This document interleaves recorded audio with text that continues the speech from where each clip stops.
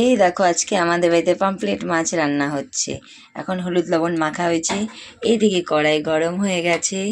এখন মাছটা আমরা কড়াইতে ছেড়ে দিব। এই যে মাছটা এখন উল্টায় দিচ্ছি হালকা করে, বেশি জোরে করবে না, হ্যাঁ, তাহলে মাছ ভেঙে যেতে পারে।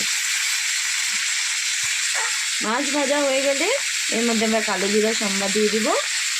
এই যে আমরা বেগুনটা একটু ভেজে নেবে লাল লাল করে হালকা, আর পরে একটু তেল দিয়ে তারপরে একটু তেলের মধ্যে আমরা কালো জিরা দিচ্ছি, আর আলু তেলে দিয়ে দিলাম,